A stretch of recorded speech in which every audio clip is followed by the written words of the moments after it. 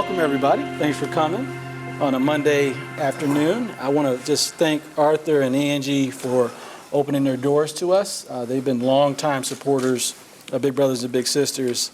And this is pretty special, right? I think this is what makes Atlanta special and great for these type of conversations to be happening. So thank you all for being here. Yeah, loving to jump into the conversation. And Arthur, thank you for taking the time to do this as well. Absolutely. I was telling Angie a few minutes ago, our players, we had a half a dozen players who participated in the fashion gala the other night, and I know we raised a lot of money, which was what this is all about, but they were also tired. And so it's taken them a couple of days to recover. You know, men are not used to changing clothing that quickly, but I hope they all did a great job. I'm sure they did, and they were happy to do it. And they good-looking young men and nice people too. So great. In discussing mentorship, Yeah. you know, I want to talk about Atlanta first. Okay. Just the whole idea that when I moved to Atlanta 30 some odd years ago, I immediately was surrounded by mentors. It seems like this town is good at mentoring people who come to Atlanta. It just seems like that's part of the ethos of what our city's about. And it is one of the things that's always impressed me about Atlanta. It's impressed me about the two of you. I know you both have been mentors to a lot of people in your lives, and it's just a great part of Atlanta. But Arthur, if I could start with you. I was told that Big Brothers Big Sisters has been part of your life since very early on in your career. How were you first introduced to the organization? What was the connecting point for you to even know about the organization way back? That's a really good question. I don't really remember, honestly. Giving back and sharing and participating and being involved in the community was something that I probably pretty much got from my mother. Part of my faith and part of my mother, living that life for almost 100 years. Angie knew her well for the last 10 years of her life. So she would have been 107 the other day. So I remember when I got out of college, though, for some reason there was a spirit inside of me that felt connected with Big Brothers, Big Sisters. I'm not even sure exactly what it was, but I remember participating as a big brother for about a year. And I remember looking back on it and having really good feelings about it, enjoying the experience. And I remember taking a young man to a couple of baseball games and spending some time together. Looking back, it's not as much time as some of the bigs currently spend with their big brothers and sisters, but I really enjoyed it. It was great. Kwame, what was your, we all know what your role is and all you've done to grow Big Brothers Big Sisters in this community, and it's been an unbelievable start, but I've never really asked a question about the first time you even heard of Big Brothers Big Sisters. When was the first time you ever even encountered it? So I think back to being in D.C. I've been in Atlanta 7 years, but I was in D.C. 15 years. Most people don't realize that. I started my career in youth development in D.C., which is like the mecca of nonprofits. And I remember I met Neil Shorthouse, who many of you all may know. He started communities and schools here in Georgia, who I consider one of my mentors. And he told me early in my career that relationships change people and not programs, right? And that's always fundamentally stuck with me. So I've always been a fan of Big Brothers and Big Sisters. I've been working my way through this whole youth development sector, starting as a program assistant, making $30,000 in Washington, D.C., which is not a lot of money. My rent was more than my paycheck, when I first started in this work. It's not a good ratio. Exactly, right? Not at all. I'll tell you about it. Listen. So, I'm 19. I left Hampton to follow my passion, and I'm up in D.C. and, just doing work and trying to do my part. And I learned about Big Brothers and Big Sisters. Fast forward, I came to Atlanta because I thought Atlanta was a city, like you said, it's all about relationships. This what makes Atlanta special. It's I think one of the most special cities in our country. And I was working at an organization, and I didn't know about the Big Brothers and Big Sisters role, right? Someone reached out to me. I got connected through Sam Petway over at Boardwalk, and I found out that I got into the process at the end of it. And they were meeting at Mark's office for the final round of interviews, and Curly was on the search committee, and Penny was on the search committee, Arthur, and they fit me in. And I remember when I was interviewing Dave Clark, who was our board chair at the time, he said, "What did you do to prepare for this interview?" And I said, I've been preparing for this my whole life. This is what I've been doing, is working on behalf of young people. So it's an honor every day for me to work alongside amazing team members and board members. Many of them are here in the room today. But these kind of conversations is what makes Atlanta special. And I'm glad that I came here 7 years ago to be a part of it. I would say, just reflecting, David, I would say that probably the loss of my father. I was 15 years old. My father passed away. So I did have a lot of mentors along the way after that, beside my mother, whether it be professors at school or uncles or friends or whatever. So I think that notion of being a mentor and having a relationship with somebody younger was kind of who I am. And I would say the welcoming thing is, and I think Angie would agree, I know her mother would agree for sure, that is kind of a Southern thing. I don't know if it's an Atlanta thing. I think the South typically does a good job at, receiving people and making them feel welcome. So it's not that other parts of the country don't. They do, I think, but just done differently. But I think the Southern charm helps, bring people here, and along with everything else. But you grew up with your brother, so I you had did. a biological brother. You didn't have to go to the big brother. You had a big brother. Yeah, he was tough on me, though. He was not a great mentor. He was a protector. I remember I got in a fight one day at school, and the next day, I got Fanny just kicked out of me, and he went to school the next day to try to protect me, find out who did that. So he was a great brother, and he still is today. But that's the power of sibling relationships. Yeah. You may fight like dogs, but at the end of the day, they'll have your back. Yes, that's true. Yeah, that's what we all raise our kids to do, right? Yeah. You can fight inside the house, but when you're Right. outside the house, you protect the other one. Right. Yeah. So tell me about, for you, your favorite mentee in terms of your career, someone you've mentored, and what has it meant to you to see them flourish as you being a mentor for somebody? Well, I started my day early today. I had to do the NFL's having its our owners meeting is in Atlanta tomorrow, but today they had a new program which they've started. It's called the Acceleration Program. So they invited 64 of the most promising young general managers or potential head coaches in, and they asked me to do the keynote this morning at 8:15 in the morning, which isn't my best time. So Andy's laughing. So anyway, but why am I saying that? So I spoke to them about the relationship between each other and owners, and how they need to make sure they take time to develop relationships, because at the end of the day, really, in whatever role people are seeking in life as they want to move ahead, they need somebody who is a big brother or a big sister to them. And in this case, and I was telling them, I've developed relationships with a number of coaches over the years, and they've helped me when I've had to make coaching decisions, which is more often than I would like to have in my 21 years as an owner. But I've been able to call on Tony Dungy and Mike Tomlin and Andy Reid and even some players as well. So those relationships, and having that kind of relationship where you can look up to somebody, you learn from them, and you share it, I think is very, very important. And I would just say this, and I don't want it to be lost. I know it's an advanced question. Maybe it's an advanced question. Maybe it's not. But I had a blessing this afternoon. My granddaughters, two of my granddaughters, Nadia and Nessa, who Angie knows, came and spent a day with their pop-up in the office today. And so we had a long foundation meeting, 2 hours, and one of my granddaughters, Nadia's 11, sat there for 2 hours and was taking notes and what have you. And we were talking about mental health and mental well-being, and we have a new managing director who's heading that area for us. And I would just say that the work that Big Brothers and Big Sisters is doing, it was always a great need for it. Always a great need for it. There was never not, and never not in the history probably of humankind. But I would certainly say with great conviction that the need is never greater than it is right now. The issue of mental well-being and mental health across our nation, particularly for young people, is at staggering rates, and we're seeing them making, bad choices in a hundred different ways every year, and sometimes ending up in suicide, with suicide rates today are at their all-time high amongst virtually every age population.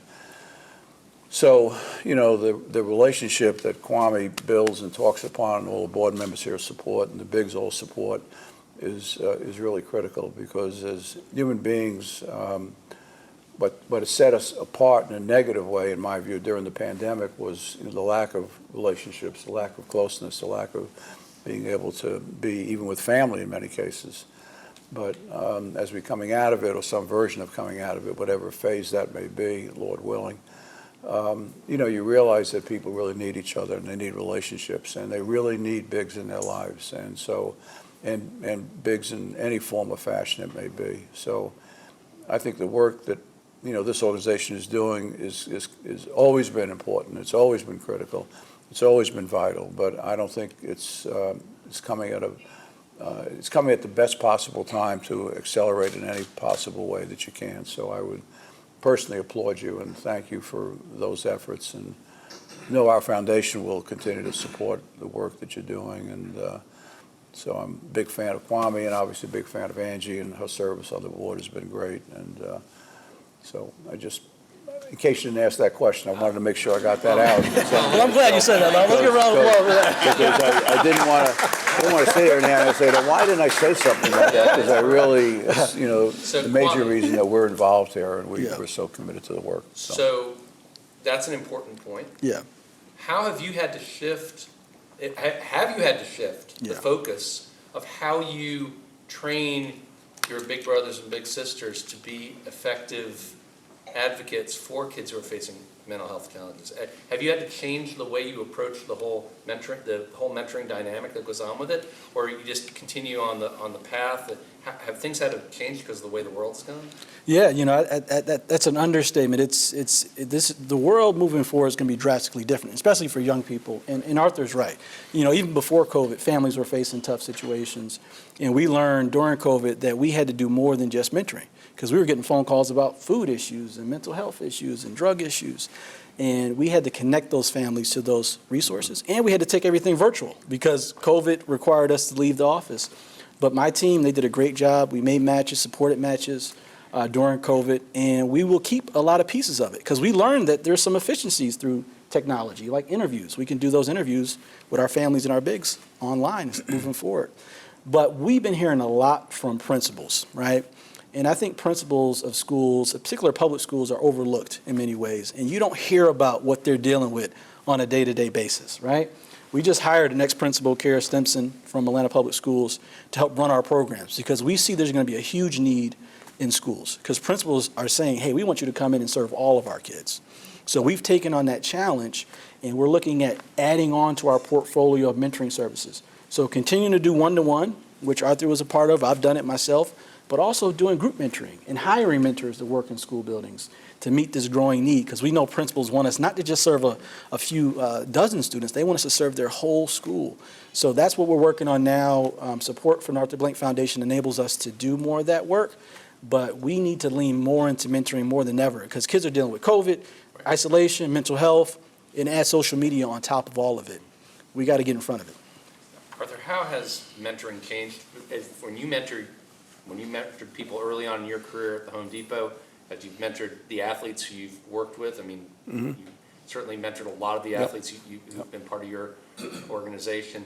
How has your advice changed at all, or has it pretty much stayed consistent through all the years? Or as the world has changed, have you had to sort of shift what your messages are to young people as you've gone further along? Well, I think, the kind of messages that I think we all deliver, whether it be myself or anybody in this room, are probably pretty much the same. I think the pressures on young people today, in my judgment, are an all-time high.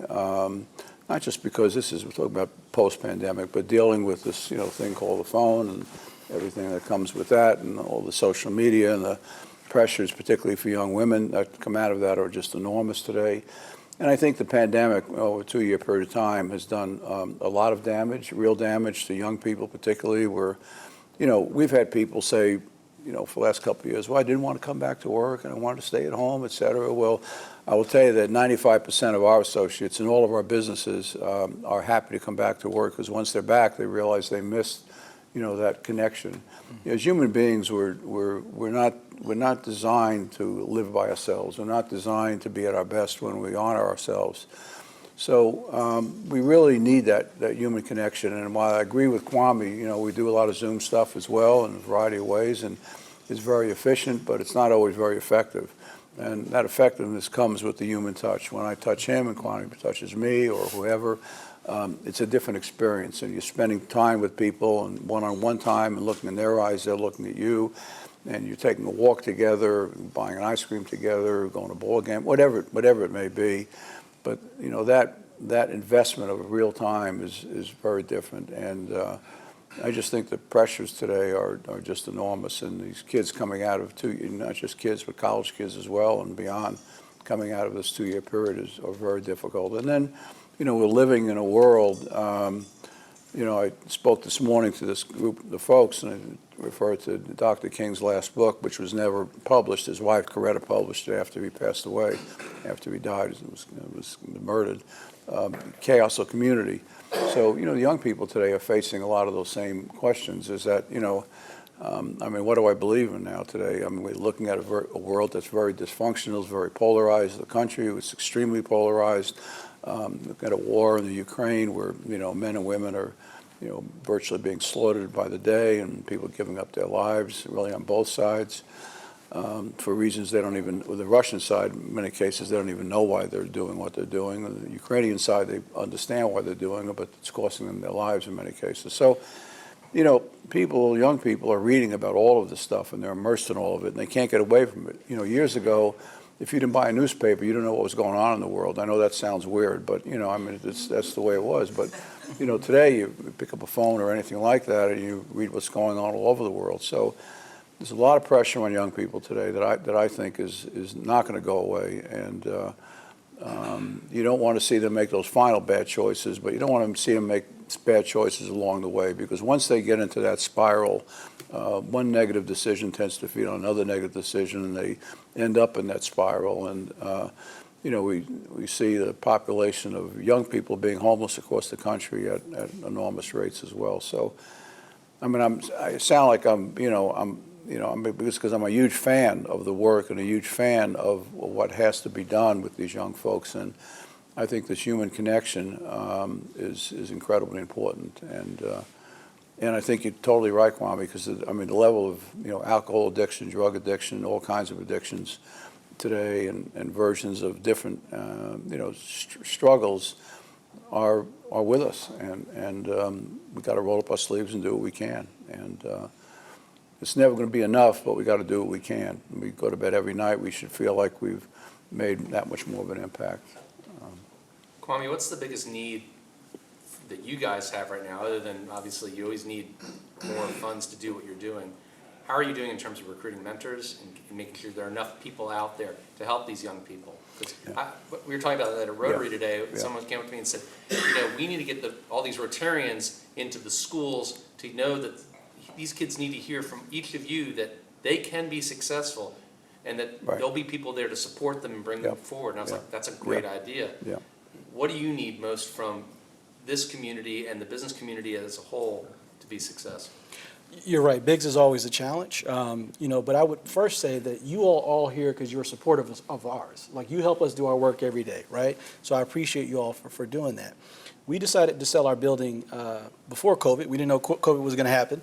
And I remember I came and met with you, Arthur, and I said, hey, we're going to sell the building. You all were a big investor and helped us get into the building, and wanted to make sure all the funders were comfortable with that, because it was a bold move, right?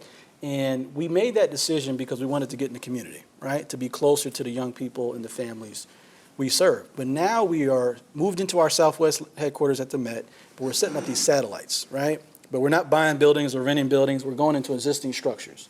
We're going into schools. We're going to Boys and Girls Club, other organizations that already serve young people. And we know this is going to help us recruit more bigs, right? We were talking to the Boys and Girls Club last week, and they have a lot of volunteers. So why not go into their buildings and get their volunteers to be a part of our work, right? We got a lot of young boys on the west side and south side waiting for mentors. So we're going to have a presence in those communities and recruit men in those Stop communities. with that Boys and Girls Clubs working with Big Brothers Big Sisters. Yeah, That's really interesting. Yeah. That's very telling of the kind Yeah. of relationship y'all can build. You know, nonprofits. I hate to say it, nonprofits it's blood sport. Yeah. Y'all are chasing after. yeah. Well, So the Well- fact that you guys are able to have that type of relationship, to know that it's going to serve both your organizations for the better, that's powerful. well, you know, we really want to solve problems, we got to work together, right? Yeah. And this was never a career for me, right? I want to open a tiki bar in Hawaii one day and not have to do this work, right? You know, I got some board members, you all didn't hear that. But to solve these problems, we got to work together. And I came out of D.C., which is the mecca of nonprofits. Every nonprofit in the world is in D.C. And what I learned and was disappointed in D.C. was that we didn't work together. Yep. Right? So when I came to Atlanta, I wanted to not only be a leader of Big Brothers Big Sisters, but a leader of bringing different leaders together. So I'm a part of 3 or 4 CEO groups and breakfast groups, and collaboration is hard, right? We're all raising money, and you know there's sometimes some friendly competition. But yeah, Boys and Girls Club is seen as a competitor in some of our cities. But I know David, who runs it. They're a great organization, and there's things they can bring to the table, and there's things we can bring to the table. And if we really want to serve and solve problems, we got to work together. So that's a part of my DNA. I'm always going to do that. No, it's, I mean, I would say there's probably not much our foundation does today in any area of either collective area giving or areas that I particularly have an interest in where we don't collaborate. There's almost none that we don't partner and collaborate with other organizations. So to me, and I was having this discussion today with our staff and with one of my granddaughters sitting there, is that it's not really about the grantees. It's really not about, Big Brothers, Big Sisters necessarily, or Boys and Girls Club. You always have to remember, and a gentleman, seemed like 100 years ago, was one of the leading consultants in the world of philanthropy, came and spoke to our family and foundation board at that time, and he said, always remember that who you're serving is not the grantees. You're serving the kids, or in this case with kids, we're talking about young men and young women. Those are the people that you're serving. So, I don't much care. I mean, this is not a negative to me, but I don't much care who does the work. I care the work gets done. I care that young people be touched and be attached and feel like they're important and they're leading lives of purpose and meaning, et cetera, to each other and to their families and to society. So, it doesn't mean this is not a matter of like a Sunday football game, somebody wins, somebody loses. Big Brothers, Big Sisters can win and should win, and they should more often, and Boys and Girls Club should win more often as well because they're doing great work as well. So it shouldn't be competition, and I don't think, between nonprofits. The focus should be on who we're serving. And if we all can, collect hands, and you have certain physical capabilities in certain areas, certain assets, you use those and you find ways to support those. And if you do, Kwame, in other areas, you find ways to support those. So it's always about who you're serving and why you're doing it. It's not about the grantee necessarily. So I would hate to live in a nonprofit world where collaboration and partnership didn't exist, because that's almost impossible to do and really be successful, because we're living in a very complex society in a lot of ways. Angie's involved in helping transition men and women out of the military in a healthy way that have been impacted either TBI or PTSD or versions of it. And she'll be the first to tell you, these organizations, there's an interlap between some of these organizations at the governmental level, at the local level, at community level, et cetera. So you've got to get organizations to work together effectively. You've got to be able to reach out and really be good partners. And remember, this is not about us or about you or about the organization. It's about who we're serving and how do we impact the most people in a successful way. It takes someone like you to say that for it to happen, by the way.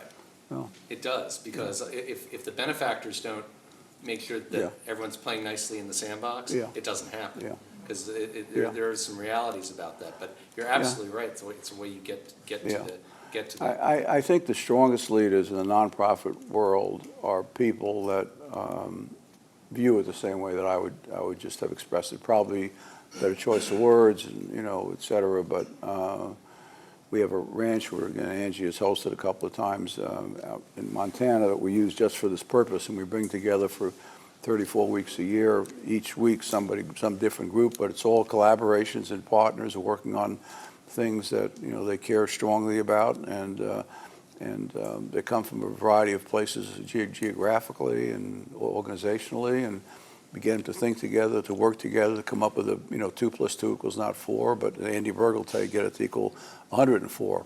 And that's really what the strength is. And so, still got that right, Andy? Yeah, okay, good. Okay, thank you. He's a big fan of Andy's and his firm. Still do a lot of work for our family. But in any event, I think Strong Lead is a nonprofit. It's not about their organization.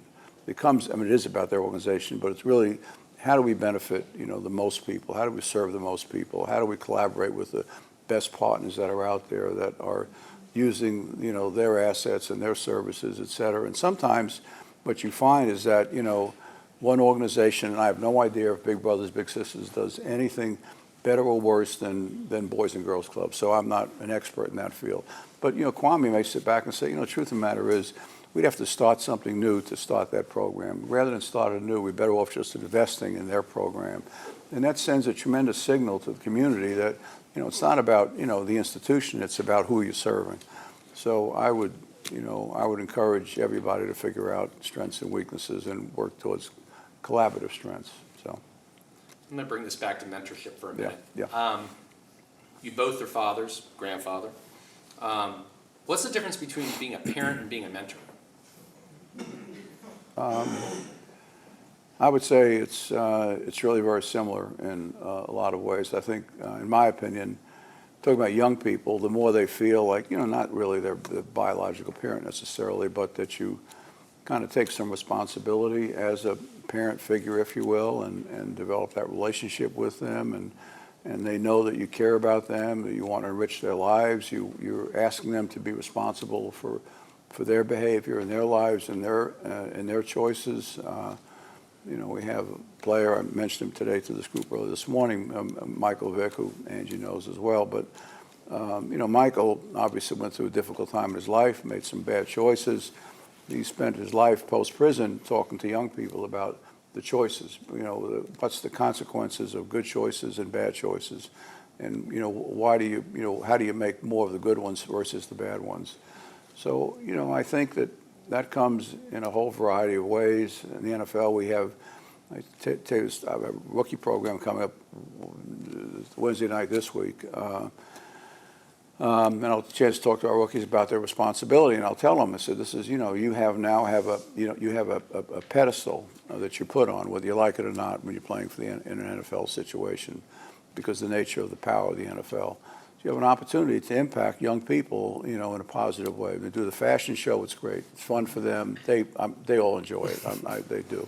And it raises good money, et cetera, et cetera. But as importantly, maybe more importantly, how they behave and how they conduct themselves and stay off the wrong sections of the newspaper and be in the sports section only, and then how they make themselves available to talk to young people about choices and about how they enrich their lives and what have you. That's their opportunity. That's their responsibility that goes with it. So, I think just continue to reinforce everything that a good parent does as close as possible, in whatever form or fashion that may be, inside of Big Brothers Big Sisters or inside of any other organization, or just personally with your next door neighbor. That gives you an opportunity to improve somebody's life. So. Kwame, you're the father of a 9-year-old. Mm-hmm. I would argue that being a parent, you can be a mentor, but it's probably good to have a mentor as well as a parent. What do you think? What's your belief in that? Do you feel like you mentor your 9-year-old, or does he need outside influences to help him find his way? Well, he doesn't listen to me, for one. But actually, my son is 9. He's 5'6", Arthur. So I'll be calling you in a little bit of time. The freaking nature. He loves football. He actually watches film and knows plays and knows players.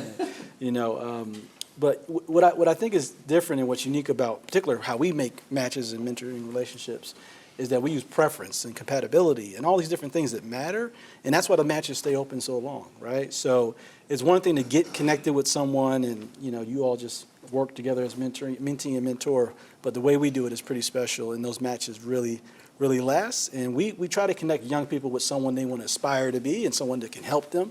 You know, at some point I won't be able to help my son with football. Never played football, but that's his passion, and I'll connect him with the right folks in that space to help him get to that next level.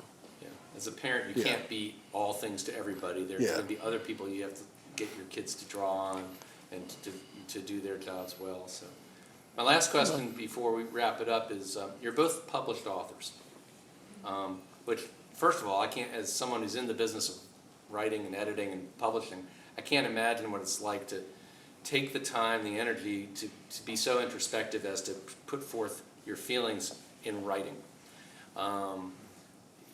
What was that process like for each of you to go through that, and what did you get out of publishing a book that you think has made you a better person, a better mentor, a better way of approaching life?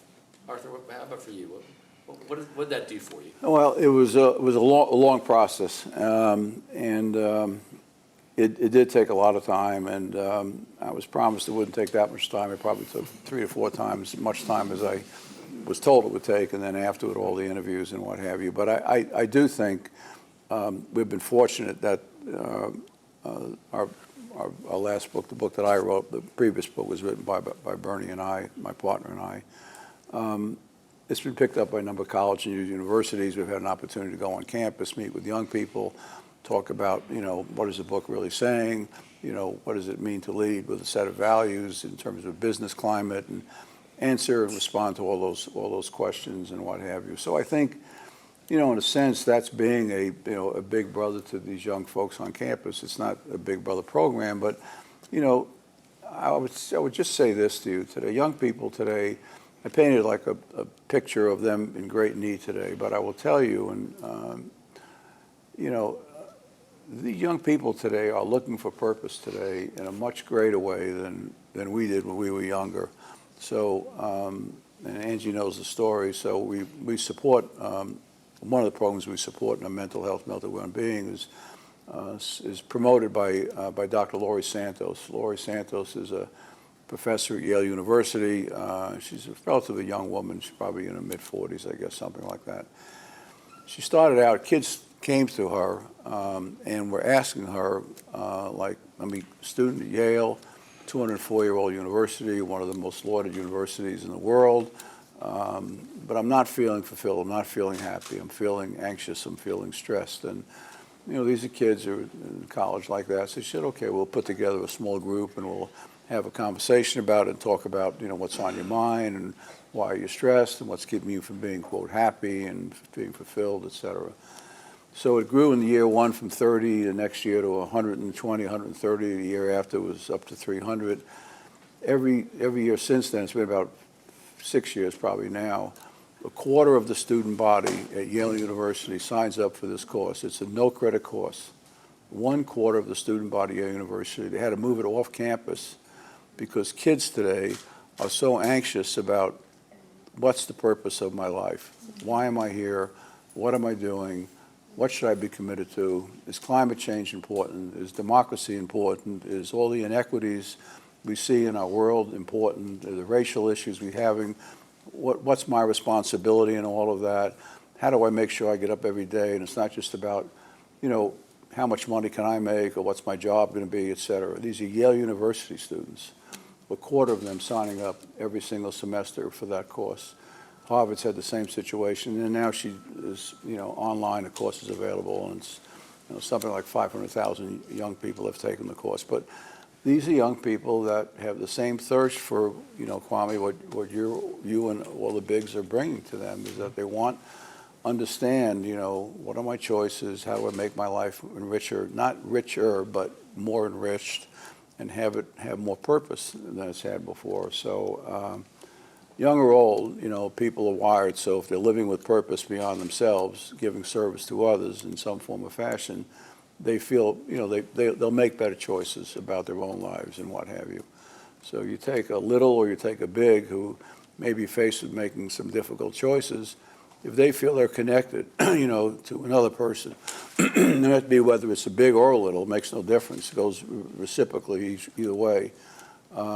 They can support and learn from each other and develop more purpose by doing that. So. Well, it's great that your book is reaching that many young people That's a great thing about writing a book like that, the fact that it could be repurposed. Yeah. Make sure it Yeah. gets I onto want to these hear your campuses. story, though, Kwame. And Kwame, I think Arthur's book is a little more bigger than my book. No, But on a serious note, what I tell leaders is everyone should write a book. You know, most people aren't comfortable with their story, Yeah. so they don't ever want to tell it, right? Yeah. So about 10 years ago, I started the process of writing a book. And I sent out a manuscript to all the big publishing houses, and nobody picked it up, right? And the two that wanted to pick it up, all they wanted to do was focus on my going to jail and all the negative stuff. I said, man, I've done so much since then. But I got connected to actually Audrey, who I saw come in the white hat in the back, who is my publisher, and she made the process very, very easily. But every leader, every person in this room should think about, at some point, writing a book. It's the best business card you ever have. It is validation, and it's legacy. And you can tell your story. And for me, it was really about leaving young people with an example, right? I can think about this night and the pictures that will come out of this. And next time I talk to some young people, I said, guess what? Look at me sitting next to Arthur, Blank, and David, right? If I can do this, you all can do this, right? This is something that anybody can achieve. So we all got to tell our stories. It's been very rewarding for me and to be able to leave something with young people and say, you know what, you may be going through a tough time like I did, but I was able to push through it and become a CEO and make a lot of things happen in my life. So that's why I decided to write the book. well, that's a perfect way to wrap it up, Yeah. talking about the fact we have two gentlemen who are leaving an amazing legacy for our community. At the Chronicle, we're always trying to find that great intersection between community and business.